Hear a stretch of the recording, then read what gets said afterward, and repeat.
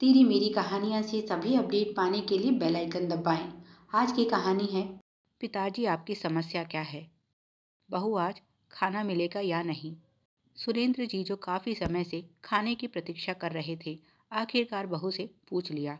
सुरेंद्र जी और पत्नी उर्मिला अपने कमरे में आराम से टीवी देख रहे थे और काफी देर से इस इंतजार में थे कि कब बहू आंचल खाने के लिए उन्हें बुलाए। पर उनके बुलाने पर भी ना तो आंचल ने कोई जवाब दिया और ना ही रसोई से किसी प्रकार की आवाज आ रही थी। उर्मिला जी उठी और बोली, मैं देख कर आती हूँ। बाहर बच्चों ने टीवी चलाया हुआ है, शायद हमारी आवाज ठीक से बहू सुन नहीं पाई। सुरेंद्र जी स्वभाव से अत्यंत क्रोधित प्रवृत्ति के व्यक्ति हैं। उन्हें हर चीज समय पर चाहिए, कहीं खाने में देरी के कारण घर की शांति भंग ना हो जाए। यही सोचकर उर्मिला जी रसोई घर की तरफ चल पड़ी। यहाँ आकर देखा तो रसोई बिल्कुल साफ सुथरी थी। लगता है आज खाना बना ही नहीं। उर्मिला जी कुछ सोचते हुए बहू के कमरे में गई तो देखा आंचल कपड़ों पर प्रेस कर रही है। उन्होंने पूछा, बहू तुम्हारी तबीयत ठीक तो है? आज खाना नहीं बनाया? आंचल उत्साह के साथ बोली, हाँ माँ जी, आज आपके सुपुत्र ने बाहर डिनर का प्रोग्राम बनाया है। कह रहे थे जब से मम्मी पापा आए हैं कहीं बाहर घूमने नहीं गए, इसी बहाने सबका घूमना भी हो जाएगा। उर्मिला जी थोड़ा चिंतित स्वर में बोली, अगर ऐसा था तो तुमने पहले क्यों नहीं बताया? मैं जल्दी से हम दोनों के लिए खिचड़ी बना लेती हूँ। आंचल बोली, यह सरप्राइज आप दोनों के लिए ही तो प्लान किया है, आपको भी हमारे साथ चलना है। उर्मिला जी बोली, बहू हमारा जाना तो मुश्किल है, तुम तो अपने पिताजी को जानती हो, बस अभी कुछ ही देर में सारा घर सर पर उठा लेंगे। मैं जल्दी से खिचड़ी बनाती हूँ, तुम बच्चों के साथ घूम आना। आंचल ने उनका हाथ पकड़ लिया और बोली, माँ आप इतना क्यों घबरा रही हैं? कुछ नहीं होगा। और सच बताइए, क्या आपका मन नहीं है बाहर जाने का? पवन बता रहे थे कि आपको बाहर घूमने का बहुत शौक है। उर्मिला जी उदास स्वर में बोली, मेरा कौन सा शौक है जो इस आदमी ने पूरा किया है? सुरेंद्र जी और उर्मिला जी कुछ दिनों के लिए अपने बच्चों के पास रहने आए हैं। बेटा पवन माँ को बहुत प्यार करता है और उनकी जो इच्छाएं पिताजी पूरी करने में नाकामयाब रहे, उन्हें पूरी करने की कोशिश कर रहा है। उसकी माँ उर्मिला जी एक हंसमुख प्रवृत्ति की सरल स्वभाव की महिला हैं, पर पिताजी कठोर अनुशासन प्रिय होने के साथ साथ गुस्से वाले और कुछ कुछ घमंडी भी हैं। उन्होंने अपने अहंकार के आगे पत्नी बच्चों को कभी महत्व नहीं दिया।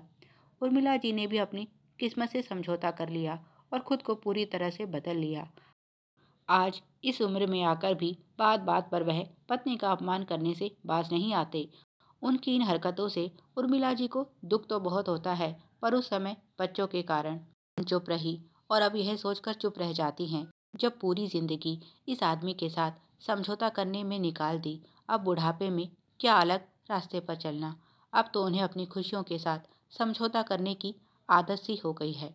इतनी देर में बाहर सुरेंद्र जी के जोर जोर से चिल्लाने की आवाज आने लगी। उर्मिला जी बोली, देखा बहू, मैंने कहा था ना, घर में सुख शांति तो जैसे इस आदमी को हजम नहीं होती। ठीक उसी समय पवन भी ऑफिस से आ गया और बोला, क्या हुआ पिताजी, आप इतना क्यों चिल्ला रहे हैं? सुरेंद्र जी बोले, समय देखो, क्या हुआ है? अभी तक तुम्हारी पत्नी ने हमें खाना तक नहीं दिया, यहाँ हमें भूखा मारने के लिए बुलाया था क्या? तभी उनकी नज़र उर्मिला जी पर पड़ी और वह गुस्से में बोले, इस औरत की मति मारी गई थी। बहुत शौक चढ़ा था बेटे बहू के पास आकर रहने का, अब तो तसल्ली मिल गई। अपने घर में समय पर दो वक्त की रोटी मिल जाती थी, यहाँ तो वह भी नहीं मिल रही। पवन बोला, आज मैंने ही मना किया था आंचल को खाना बनाने से, क्योंकि मेरा परिवार सहित बाहर जाने का मन था। अब मैं आ गया हूँ, सब जल्दी से तैयार हो जाइए, किसी अच्छे रेस्टोरेंट में जाकर डिनर करेंगे। सुरेंद्र जी ने अपना फैसला सुनाते हुए कहा, हम कहीं नहीं जा रहे, तुम्हें जहाँ जाना हो जाओ। और पत्नी से बोले, तुम यहाँ खड़ी मेरा मुंह क्या देख रही हो? तुम्हें अलग से समझाना पड़ेगा क्या? जाओ जाकर रसोई में खाना बनाओ, पहले ही बहुत देर हो चुकी है, इसीलिए थोड़ी खिचड़ी बना लो। आंचल रसोई में जाने लगी तो उन्होंने गरजते हुए कहा, बहू मैंने तुम्हें नहीं कहा, अपनी पत्नी से कहा है। पवन बोला, आपकी पत्नी हमारी माँ है, माँ आप जाकर तैयार हो जाइए, खिचड़ी आंचल बना देगी। सुरेंद्र जी बोले, तुम्हारी माँ कहीं नहीं जा रही। पवन बोला, आप कौन होते हैं माँ का फैसला लेने वाले? जाना है या नहीं, यह माँ का अपना फैसला है। उर्मिला जी बेबस खड़ी बेटे की तरफ देख रही थी। पवन बोला, बस माँ, और समझौता नहीं। आप हमारे साथ चल रही हैं तो बस चल रही हैं। उर्मिला जी भी कुछ सोचकर रसोई की बजाय कमरे में जाने लगी तो सुरेंद्र जी बोले, तुम्हें सुनाई नहीं दिया? मैंने क्या कहा? तुम कहीं नहीं जा रही। पवन गुस्से में बोला, पिताजी, आपकी समस्या क्या है? ना आप खुद खुश रहते हैं, ना किसी और को रहने देते हैं। माँ कोई आपकी गुलाम नहीं जो सब कुछ आपके अनुसार करे। उनकी अपनी इच्छाएं हैं। आपने तो कभी उनकी इच्छाएं जानने की कोशिश भी नहीं की, बस उन पर अपने निर्णय थोपते रहे। पर अब उनका बेटा इस योग्य हो गया है कि उनकी इच्छाओं का मान रख सके। सुरेंद्र जी बोले, हाँ देख रहा हूँ बेटा, बहुत योग्य हो गया है। तभी तो पिता की बात काटने लगा है। बहुत अच्छी शिक्षा दी है तुम्हारी माँ ने तुम्हें।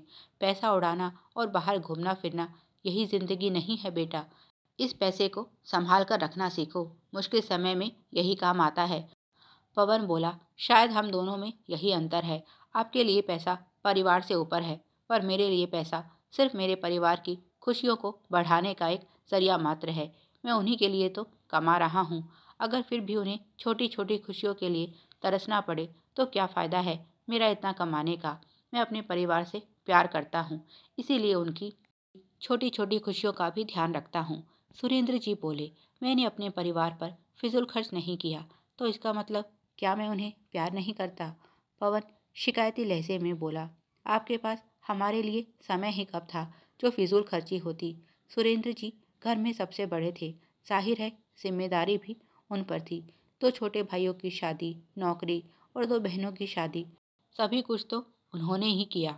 फिर अंत में बूढ़े माता पिता की सेवा भी उन्हीं के हिस्से में आई। भाई बहन तो मतलब निकल जाने पर उनसे किनारा कर गए। शायद इसीलिए वह इतने कठोर हो गए हैं। कभी पत्नी से प्यार से बात नहीं की। हमेशा डर रहता था कहीं वह कुछ मांग ना बैठे, और अगर वह उसे पूरा करने में नाकामयाब रहे तो उनका मन अपराध बोध से भर जाता। इसीलिए पत्नी और बच्चों से हमेशा एक दूरी बनाकर रखी। 3 बच्चों की पढ़ाई लिखाई, ऊपर से भाई बहनों के भविष्य की जिम्मेदारी, इन सब ने उन्हें कुछ ज्यादा ही शुष्क और कठोर बना दिया था। और फिर अपनों का धोखा, उसने तो उन्हें पूरी तरह से तोड़ दिया। इसीलिए शायद कभी चाहकर भी पत्नी के मन की बात जानने की कोशिश नहीं की, क्योंकि जानते थे उसकी खुशियों का गला घोटने वाले अपराधी वही हैं। पर आज बेटे ने सच से सामना करवा ही दिया। अचानक से वह थके हुए कुर्सी पर जा बैठे। जिन सवालों से वह आज तक भाग रहे थे, आखिर वह उनके सामने थे। पवन उनके पास नीचे आकर बैठ गया और बोला, आपका दिल दुखाने का मेरा कोई इरादा नहीं था। मैं अपने शब्दों पर शर्मिंदा हूँ। मुझे माफ़ कर दीजिए पिताजी। सुरेंद्र जी बोले, बेटा माफ़ी तो वह मांगता है जिसने गलती की हो। तुमने तो केवल सच कहा है। पर आज एक सच मैं भी कहना चाहता हूँ। बहुत चाहता था कि अपनी पत्नी और बच्चों को दुनिया की सारी खुशियाँ दूँ, पर पैरों में पड़ी जिम्मेदारी की जंजीरों ने कभी मौका ही नहीं दिया। पवन बोला, यही तो मैं कहना चाहता हूँ पिताजी। जैसे आज आप अफसोस में जी रहे हैं, वही अफसोस मैं अपने जीवन में नहीं चाहता। जो समय बीत चुका है वह तो वापस नहीं आएगा, पर जो हमारे पास है वह हम क्यों खराब करें। मैं अपने पूरे परिवार के साथ उन खुशियों को फिर से जीना चाहता हूँ जो बचपन में पूरी ना हो सकी। वह इच्छाएं पूरी करना चाहता हूँ जो अधूरी रह गई थी। क्या आप इसमें मेरा साथ देंगे?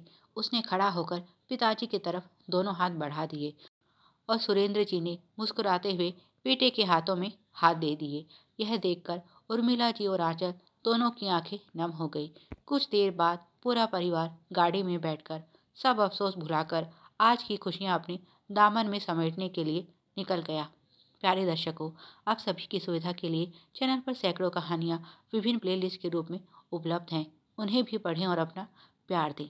धन्यवाद। Please like, share and subscribe. Thanks for watching.